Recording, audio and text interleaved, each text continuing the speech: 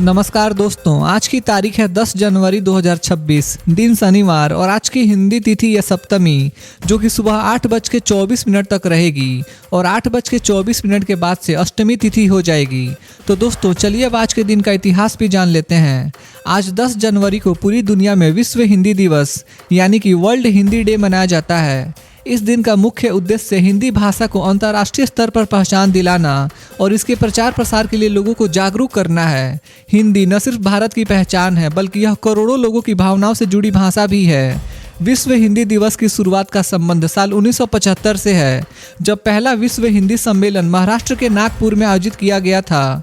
इसी ऐतिहासिक सम्मेलन की याद में हर साल 10 जनवरी को विश्व हिंदी दिवस मनाया जाता है। साल 2006 में तत्कालीन प्रधानमंत्री डॉक्टर मनमोहन सिंह ने आधिकारिक रूप से विश्व हिंदी दिवस मनाने की घोषणा की थी। इसके बाद से भारत के साथ साथ विदेशों में स्थित भारतीय दूतावासों और सांस्कृतिक केंद्रों में भी यह दिवस मनाया जाने लगा। आज के दिन हिंदी भाषा की ताकत, उसकी सरलता और वैश्विक महत्व को याद किया जाता है। विश्व हिंदी दिवस हमें अपनी भाषा पर गर्व करने और इसे आगे बढ़ाने की प्रेरणा भी देता है।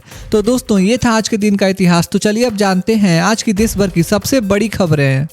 प्रधानमंत्री नरेंद्र मोदी एक बार फिर गुजरात दौरे पर जा रहे हैं। यह दौरा 10 जनवरी से 12 जनवरी तक रहेगा और इस दौरान प्रधानमंत्री कई धार्मिक, सांस्कृतिक, आर्थिक और अंतर्राष्ट्रीय कार्यक्रमों में भाग लेंगे। प्रधानमंत्री 10 जनवरी की शाम गुजरात के पावन तीर्थ स्थल सोमनाथ धाम पहुंचेंगे।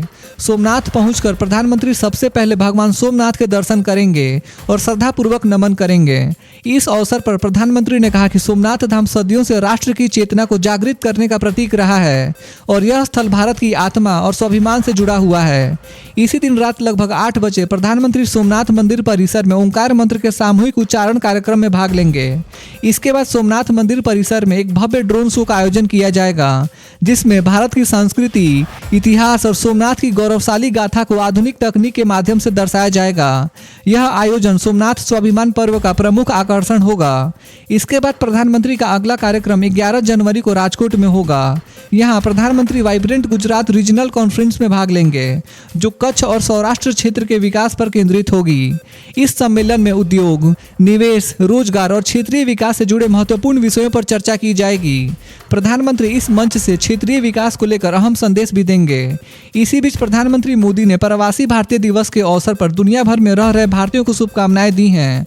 उन्होंने कहा कि प्रवासी भारतीय भारत की संस्कृति, मूल्यों और परंपराओं के सशक्त प्रतिनिधि हैं और देश के विकास में उनकी भूमिका बेहद महत्वपूर्ण है। प्रधानमंत्री का यह गुजरात दौरा 12 जनवरी को अहम कूटनीतिक मुलाकात के साथ समाप्त होगा। इस दिन अहमदाबाद में प्रधानमंत्री जर्मनी के फेडरल चांसलर फ्रेडरिक मर्ज से मुलाकात करेंगे। इस बैठक में भारत और जर्मनी के बीच रणनीतिक साझेदारी, व्यापार, तकनीक, हरित ऊर्जा और वैश्विक मुद्दों पर चर्चा होने की संभावना है। कुल मिलाकर प्रधानमंत्री मोदी का यह गुजरात दौरा आस्था, स्वाभिमान, विकास और वैश्विक सहयोग का मजबूत संदेश देता है। तृणमूल कांग्रेस यानी टीएमसी के सांसदों ने आईपीएसी पर ईडी की छापेमारी के विरोध में गृह मंत्रालय के बाहर जोरदार प्रदर्शन किया। प्रदर्शन से पहले ही पुलिस ने कई टीएमसी सांसदों को हिरासत में ले लिया। टीएमसी नेताओं का साफ कहना है कि यह कार्रवाई पॉलिटिकल प्रेशर यानी राजनीतिक दबाव का हिस्सा है। टीएमसी सांसद प्रतिमा मंडल ने सीधे गृह मंत्री अमित शाह पर आरोप लगाते हुए कहा कि केंद्रीय एजेंसियों का गलत इस्तेमाल किया जा रहा है। इस मुद्दे पर टीएमसी नेताओं ने अमित शाह के ऑफिस के बाहर धरना भी दिया।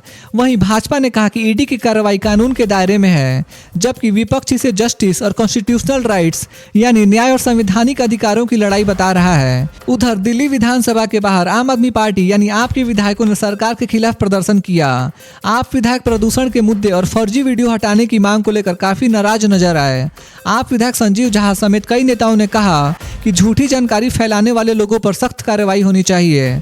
आपका आरोप है कि गलत वीडियो के जरिए जनता को गुमराह किया जा रहा है। वहीं भाजपा ने आप नेता आतिशी और दिल्ली सरकार पर हमला बोलते हुए कहा कि सरकार असली मुद्दों से ध्यान भटका रही है। विधानसभा के अंदर भी आप और बीजेपी के बीच तीखी बहस और हंगामा देखने को मिला। प्रदूषण को लेकर दोनों पार्टियां एक दूसरे पर आरोप लगाती रहीं।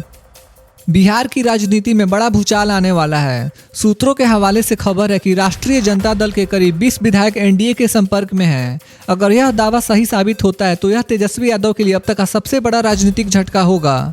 बीजेपी नेताओं का साफ कहना है कि आने वाले दिनों में सत्ता के समीकरण पूरी तरह बदल सकते हैं। अब बात उस मामले की जिसने एक बार फिर लालू परिवार की मुश्किलें बढ़ा दी हैं।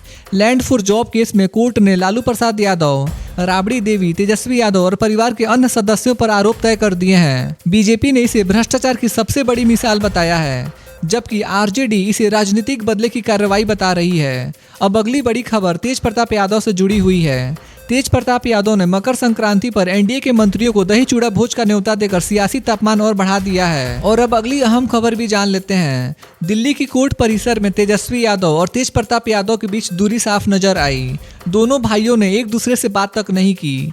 इससे लालू परिवार के अंदर चल रही खींचतान एक बार फिर खुलकर सामने आई है। उत्तर प्रदेश की राजनीति में मुख्यमंत्री योगी आदित्यनाथ पूरी तरह एक्शन मोड में नजर आए। सबसे पहले बात करते हैं कानून व्यवस्था की। लखनऊ में सीएम योगी ने हाई लेवल मीटिंग की और पुलिस अधिकारियों को साफ निर्देश दिए कि अपराध पर जीरो टॉलरेंस की नीति जारी रहे। महिलाओं की सुरक्षा, साइबर क्राइम और संगठित अपराध पर खास फोकस करने को कहा गया। सीएम ने दो टूक कहा कि किसी भी जिले में लापरवाही बर्दाश्त नहीं होगी। इसके बाद सीएम योगी ने निवेश और उद्योग को लेकर बड़ा बयान दिया है। उन्होंने कहा कि यूपी में निवेश का माहौल लगातार बेहतर हो रहा है। ईज ऑफ डूइंग बिजनेस की वजह से बड़ी कंपनियां राज्य में आ रही हैं। सीएम ने अधिकारियों को आदेश दिया कि निवेशकों की हर समस्या का टाइम बाउंड सॉल्यूशन दिया जाए ताकि युवाओं को ज्यादा से ज्यादा रोजगार मिल सके। अगली बड़ी खबर शहरी विकास और योजनाओं से जुड़ी हुई है। मुख्यमंत्री ने नगर निकायों की समीक्षा करते हुए कहा कि सड़क, पानी, सफाई और स्ट्रीट लाइट जैसी बेसिक सुविधाएं हर हाल में जनता तक पहुंचनी चाहिए। सीएम ने साफ कहा कि काम सिर्फ कागजों में नहीं, ग्राउंड लेवल पर दिखनी चाहिए। और आखिर में विपक्ष पर सीएम योगी ने तीखा हमला भी किया। उन्होंने कहा कि उनकी सरकार बयानबाजी नहीं बल्कि काम की राजनीति करती है। योगी ने दोहराया कि सरकार की प्राथमिकता विकास, सुरक्षा और गरीब कल्याण ही रहेगी। देश भर में सोने और चांदी के दामों में तेज उछाल देखने को मिला।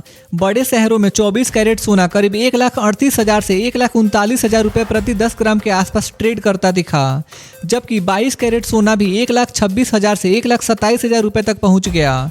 वहीं चांदी की कीमतों में भी करीब 1.6% की बढ़त दर्ज की गई है। एक्सपर्ट्स का कहना है कि ग्लोबल बुलियन मार्केट में मजबूत डिमांड और निवेशकों की बढ़ती रुचि इसके पीछे सबसे बड़ी वजह है। अब चलते हैं शेयर बाजार की ओर। शेयर बाजार में भारी गिरावट देखने को मिली। बीएसई सेंसेक्स करीब 600 अंक टूटकर बंद हुआ, जबकि निफ्टी 50 भी 25,700 के नीचे फिसल गया। बैंकिंग, ऑटो, टेक्नोलॉजी और कंज्यूमर सेक्टर में जबरदस्त बिकवाली देखने को मिली। आईसीआईसीआई बैंक और अडानी पोर्ट्स जैसे बड़े शेयर भी दबाव में रहे। दोस्तों, आज की अंतर्राष्ट्रीय खबरों में सबसे बड़ा मुद्दा है भारत अमेरिका संबंधों में तनाव। अमेरिकी राष्ट्रपति डोनाल्ड ट्रंप ने एक बिल पास किया है जिसके तहत रूस से कच्चा तेल खरीदने वाले देशों पर 500% तक टैरिफ लगाया जा सकता है। भारत भी इस सूची में है। इस कदम से दोनों देशों के व्यापार और रिश्तों पर दबाव बढ़ गया है। भारत ने इस बिल को ध्यान से मॉनिटर करना शुरू कर दिया है। साथ ही अमेरिका रूस रिश्तों में भी तनाव बढ़ता दिख रहा है। रूस ने आरोप लगाया है कि अमेरिकी बलों ने एक रूसी जहाज को जबरन पकड़ा, जिसे रूस ने अंतर्राष्ट्रीय समुद्री कानून का उल्लंघन बताया है। इस घटना से अमेरिका और रूस के बीच कूटनीतिक खिंचाव और नया विवाद उभर गया है। तो दोस्तों, इन घटनाओं से साफ है कि वैश्विक राजनीति में दबाव और टकराव लगातार बढ़ते जा रहे हैं। तो दोस्तों, आज के लिए बस इतना ही था। देश भर के छोटे बड़े अपडेट्स और हर दिन के मुख्य समाचार देखने के लिए हमारे यूट्यूब न्यूज़ चैनल इंडियन जनता न्यूज़ को सब्सक्राइब जरूर करें। मिलते हैं अगले वीडियो में, तब तक के लिए बाय बाय, टेक केयर, जय हिंद।